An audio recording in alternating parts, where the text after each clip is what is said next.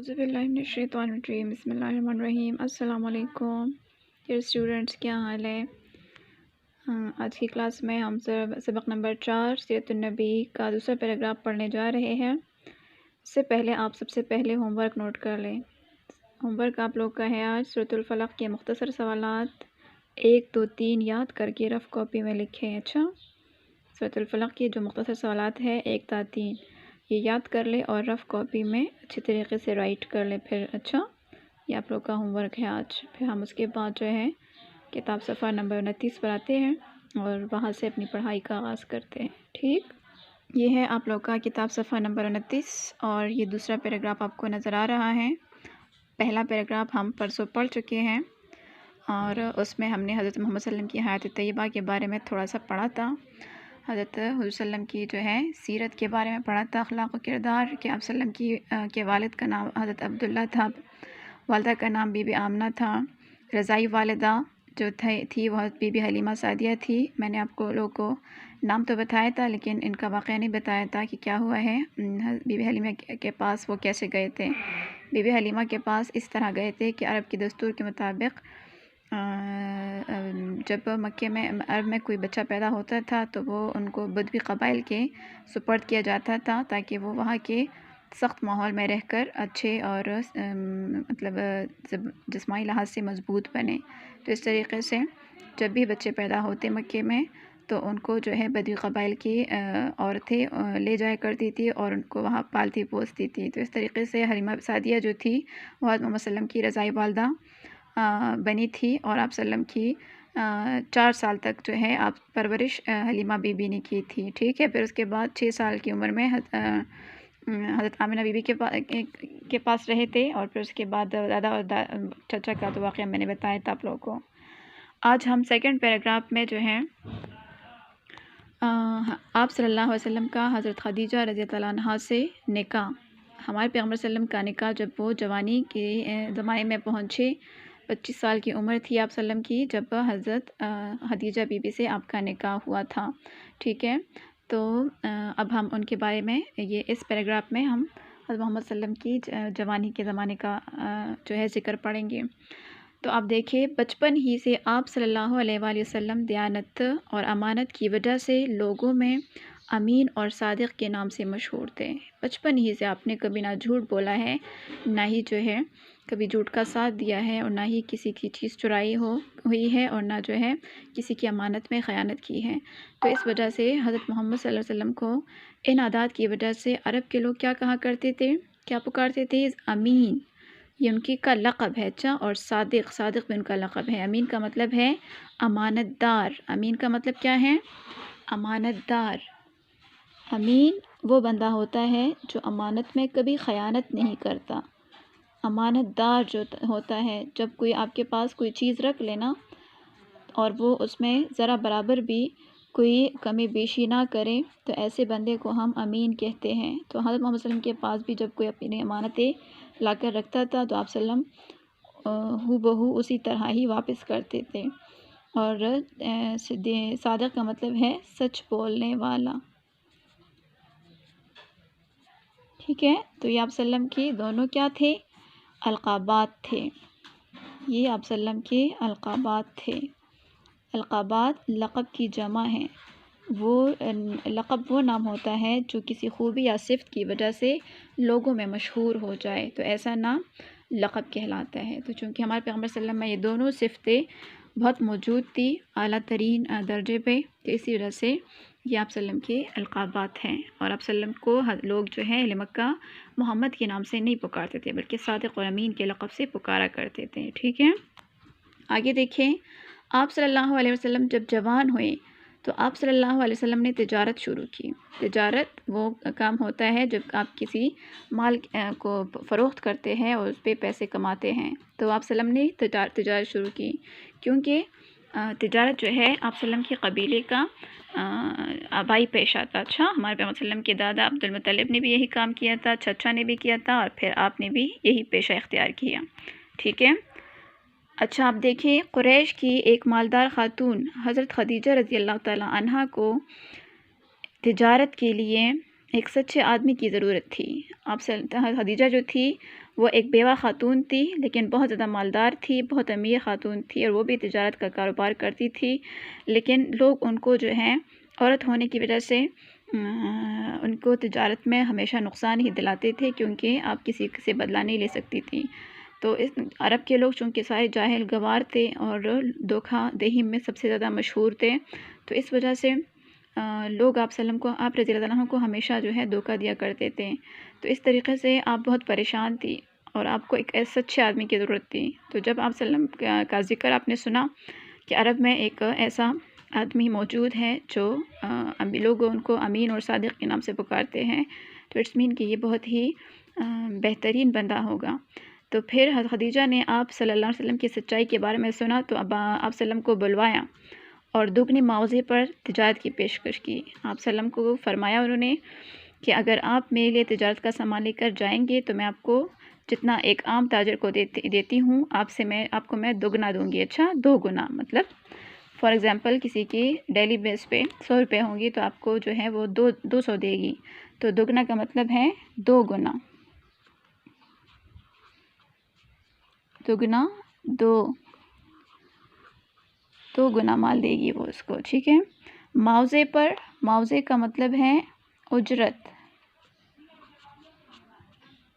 جو مزدوری ہوتی ہے انسان کی، ٹھیک ہے، ڈیلی بیس پہ اجرت یا مزدوری، ٹھیک ہے۔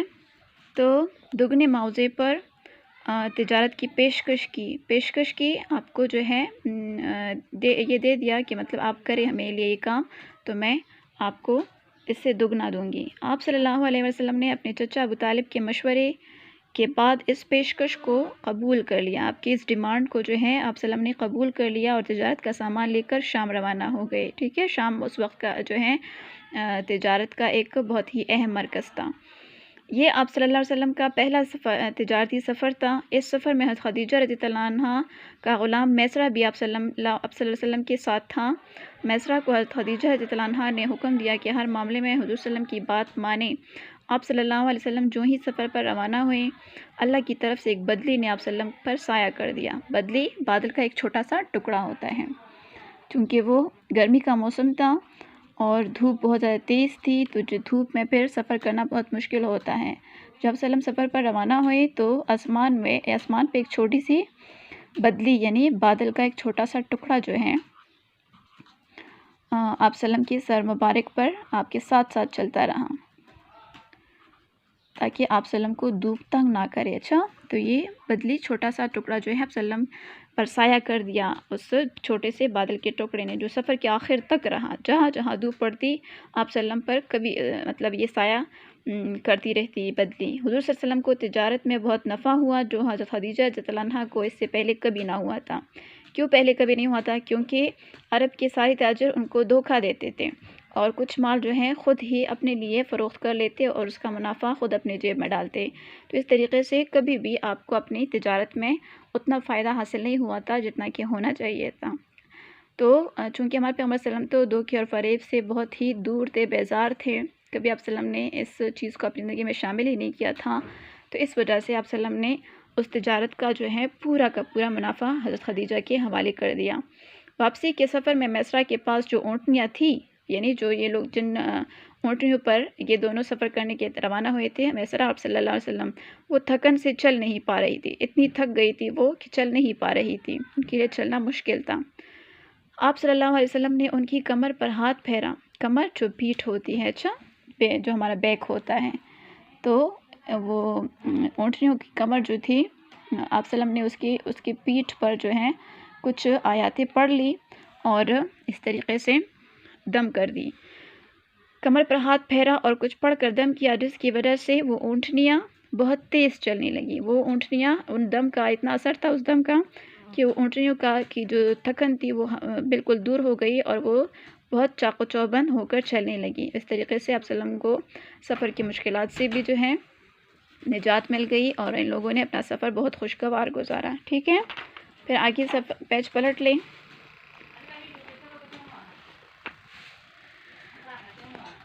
آگے دیکھیں، یہ جب حضور صلی اللہ علیہ وآلہ وسلم واپس مکہ پہنچے تو میسرہ نے حضرت خدیجہ رضی اللہ عنہا کو سارے معجزات سنائے۔ معجزات کرشمے، معجزات کا مطلب ہے کرشمے، جو انہونی سی بات ہوتی ہے، اچھا، جو کبھی کسی انسان کو پیش نہ آئی ہوں اور انسان کا ذہن اس کو نہ مانے، تو یہ آپ صلی اللہ علیہ وسلم کی کرشمے تھے کہ کس طرح ایک بادل کے ٹکڑے نے جو ہے آپ صلی اللہ علیہ وسلم پر سایہ کیا تھا، اور کس طرح آپ صلی اللہ علیہ وسلم کے دم مبارک سے جو ہے اونٹنیوں کی تکن دور ہو گئی۔ تو آپ صلی اللہ علیہ وسلم کی معجزات تھی جو میسرہ نے اپنی مالکن حضرت خدیجہ رضی اللہ عنہا کو سنائے، جن سے وہ بہت متاثر ہوئی، بہت زیادہ انسپائر ہوئی، متاثر ہوئی۔ انہوں نے اپنے چچا کے ذریعے آپ صلی اللہ علیہ وآلہ وسلم کو نکاح کا پیغام بھیجا۔ آپ چونکہ اکیلی خاتون تھی اور بیوہ تھی، تو اس وجہ سے آپ کو ایک ایسے سچے شخص کی ضرورت تھی جو آپ کا کہ کاروبار میں بھی آپ کا ساتھ دے اور زندگی میں بھی آپ کا ایک بہترین ساتھی ثابت ہو۔ تو اس طریقے سے چونکہ وہ آپ سے بہت متاثر ہوئی تھی، اس لیے آپ نے حضرت محمد صلی اللہ علیہ وسلم کو نکاح کا پیغام بھیجا کہ آپ میرے ساتھ نکاح کر لیں، تو اس طریقے سے آپ میرے گھر والے بن جائیں گے، تو مجھے جو ہے سہارا مل جائے گا، جو حضور صلی اللہ علیہ وسلم نے قبول کر لیا۔ اچھا، آپ صلی اللہ علیہ وسلم نے یہ جب آپ صلی اللہ علیہ وسلم کا نکاح حضرت خدیجہ رضی اللہ عنہا سے ہوا تو آپ صلی اللہ علیہ وسلم 25 سال کے تھے۔ اس وقت آپ صلی اللہ علیہ وسلم کی عمر جو ہے جوانی کی پہلی ہی جو ہے سٹیج تھی، 25 سال کے تھے، اور حضرت خدیجہ رضی اللہ عنہا 40 سال کی تھی، وہ 40 سال کی تھی۔ اچھا، یہ دیکھیں 40 سال کی تھی وہ، تو اٹس مین کہ انہوں نے پہلے بھی جو ہے نکاح کیا تھا اور وہ ایک عمر رسیدہ خاتون تھی، لیکن پھر بھی آپ نے مطلب یہ نہیں سوچا کہ میں ایک جوان عورت سے شادی کروں گا، بلکہ اس بیوہ خاتون کا سہارا بنے، اور بہت ہی خوشی سے آپ کے نکاح کے پیغام کو جو ہے آپ نے قبول کر دیا۔ ٹھیک ہے، پھر تھرڈ پیراگراف دیکھیے، حجر اسود کی تنصیب۔ حجر اسود آپ لوگ جانتے ہوں گے، جو مکہ مکرمہ میں ہم جاتے ہیں بیت اللہ کی طواف کے لیے، تو وہاں پر ایک چھوٹا سا پتھر ہے، یہ آپ لوگوں کو دیکھے تصویر میں نظر بھی آ رہا ہے، یہ جنت کا پتھر ہے۔ اچھا، حجر اسود جو ہے جنت کا پتھر ہے، حجر اسود جنت کا پتھر ہے۔ اچھا، اور یہ خانہ کعبہ کی دیوار میں نصب ہے۔ تنصیب کا مطلب ہے لگانا، نصب کرنا، تنصیب نصب کرنا یا لگانا، کسی جگہ پر لگانا، فکس کرنا۔ ٹھیک ہے، تو حجر اسود کی تنصیب کا واقعہ اب یہاں ہم پڑھیں گے کہ بہت زیادہ جو ہے آپ صلی اللہ علیہ وسلم کی عمر جب 35 سال ہوئی، تو چونکہ خانہ کعبہ کو کس نے تعمیر کیا آپ لوگوں کو پتہ ہے، یہ حضرت ابراہیم علیہ السلام نے تعمیر کیا تھا اپنے زمانے میں۔ اس کے بعد جو ہے لوگ یہاں کا طواف کرتے آ رہے ہیں، یہ ایک سلسلہ ہے۔ تو وہ جو ہے خانہ کعبہ کی دیواریں بارش اور سیلابوں کی وجہ سے بہت زیادہ خراب ہو گئی تھی، تو اہل مکہ نے اس کے لیے چندہ جمع کیا، اور حلال کمائی کا جو جس نے حلال کمائی کی تھی اسی میں سے چندہ جمع کر کے خانہ کعبہ کو دوبارہ تعمیر کرنے کا ایک جو ہے واقعہ پیش آیا تھا، جب آپ صلی اللہ علیہ وسلم 35 سال کی عمر میں تھے۔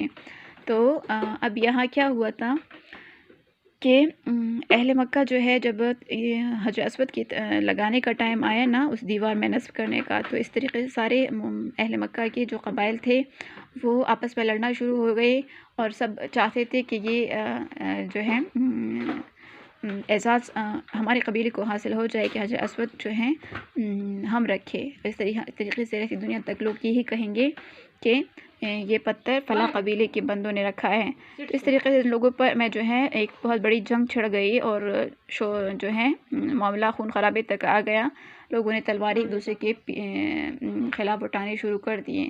تو ہمارے پیغمبر صلی اللہ علیہ وسلم نے اس میں جو حکمت عملی اس وقت کی تھی، اس مشکل وقت میں، یہ جو ہے بہت ہی قابل تحسین ہے، بہت ہی قابل تحسین ہے۔ تو اس وجہ سے یہ ہم پڑھتے ہیں ابھی یہاں پر۔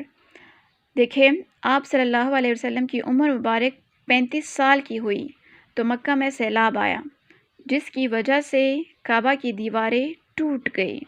آپ صلی اللہ علیہ وسلم کی عمر جب 35 سال کی تھی تو اس وقت سے مکے میں سیلاب آیا تھا، کعبہ کی دیواریں ٹوٹ گئی تھی، کعبہ کی مرمت کا فیصلہ ہوا، مرمت کا دوبارہ ٹھیک کرنے کا۔ مرمت کا مطلب کیا ہوتا ہے؟ ریپیئرنگ کرنا، مرمت دوبارہ ٹھیک ہونا۔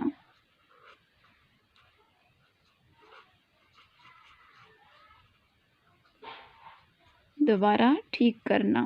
مرمت کا مطلب دوبارہ ٹھیک کرنا. تو یہ فیصلہ ہوا اور طے ہوا مقرر ہوا کہ سب جو ہے اس میں حلال کمائی والے چندے ڈالیں گے. اچھا، مقرر ہوا، طے ہوا، مقرر ہوا. طے کا مطلب ہے مقرر ہونا. ٹھیک ہے.